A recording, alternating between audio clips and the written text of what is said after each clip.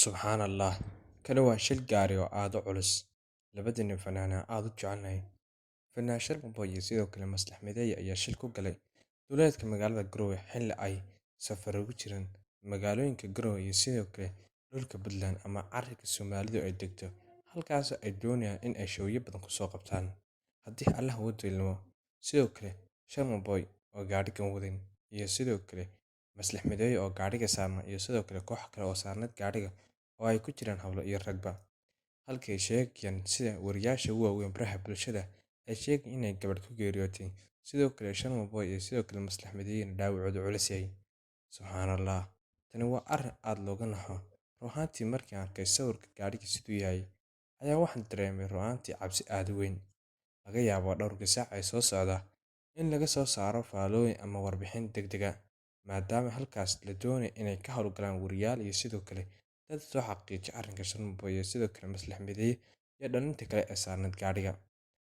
Haddaba Sharmaboy xilli uu waday gaadhigan ayuu sidan noqday, isla mar kadibna xaalalka ayaa iskadiyay. Fanaanka Sharmaboy oo waayihii ugu dambeeyay ama weekend ku noqon kara weegii ugu cabsida xumaa iyo sidoo kale ugu xumaa adduunka ee soo mara.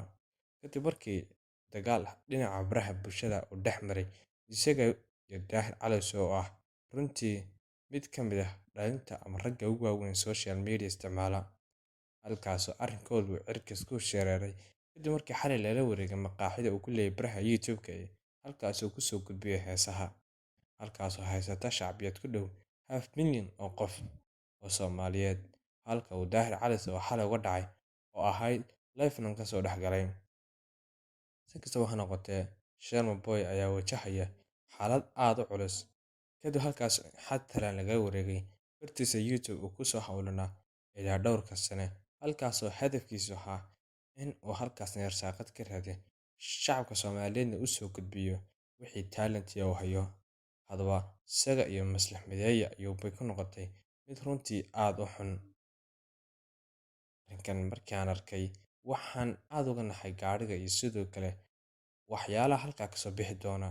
Laga yaabaa in laga soo bixinba maadaama gaadhigu siduu noqday burbur aad u weyn iyo sidoo kale qofna ku geeriyooday. Arrinkan uu noqon karo mid aad u xun.